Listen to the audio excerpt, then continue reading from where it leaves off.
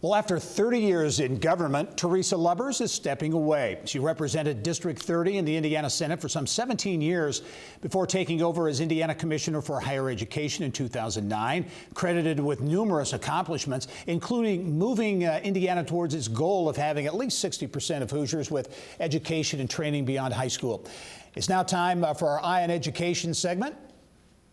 And I'm pleased to be joined by Teresa Lubbers to reflect on the state of higher education and where things are headed as she leaves office. Teresa, as always, welcome to the program, and congratulations on a great tenure as commissioner. Well, thank you. Thank you for having me again, and look forward to sharing a few final thoughts with you. Good. Well, let's get right to it. You had your annual State of Higher Education address last month, and I thought it was interesting. A real theme there was the imperative, in your view, to transform higher education to meet the diverse needs of learners and a changing industry. Right? Absolutely. I believe that higher education is transformative. I'm a first-generation college graduate. I know how it was transformative for my life. At the same time, we really need to think about higher education as a transformed system as well.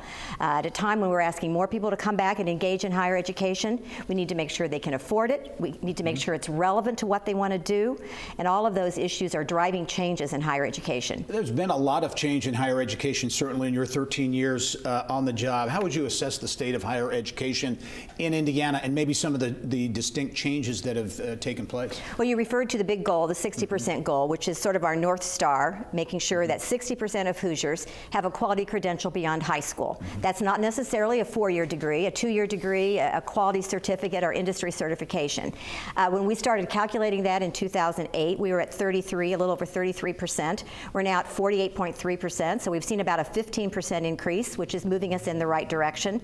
That goal is a 2025 goal, so to get to 60%, we're going to have to do a better job with students who haven't been fully engaged in higher education in the past. It's going to be a challenge at a time when we're seeing a decrease in college-going rates. At the same time, we know that almost all of the new jobs require some sort of education beyond high school, and we need to make sure we're not leaving people behind. Yeah, and that connection between education and workforce and economic development seems to be closer and tighter than ever before. The lines are blurring, and that's good news. So whether it's through internships or work-based learning with employers, whether it's higher education listening to the needs of employers in terms of what the curriculum needs to look like, we have to be flexible. We need to respond to that. You see this in the area of technology. Cybersecurity is a perfect example. You didn't have those kind of degrees before. We need them now. Yeah. As you look back on your tenure as commissioner, I mean, there are lots of things I know you can point to. Is there one accomplishment you're most proud of or would like to point to? Well, under the sort of the umbrella of building a student-centered system of higher education, there are many things that we would talk about, but making sure that we have a system that's affordable. Our 21st Century Scholars Program.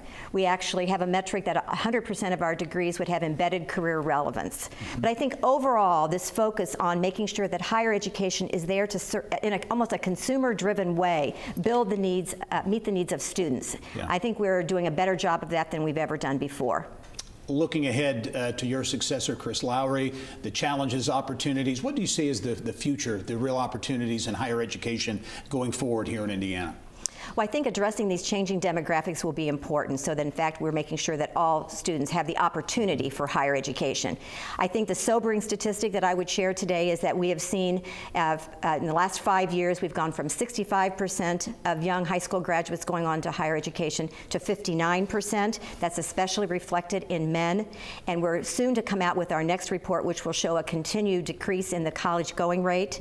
So we have to address that by making higher education more affordable and more relevant. We also have to bring back adults who need to be reskilled and retrained for the changing jobs. The idea that you get a credential and you're set for the rest of your life is highly unlikely, and that means that higher education has to be welcoming to all students. All right, outgoing Commissioner for Higher Education, Teresa Lubbers. Teresa, thanks so much. Thanks for your service as well. We look forward to seeing you soon. Thank you. All right.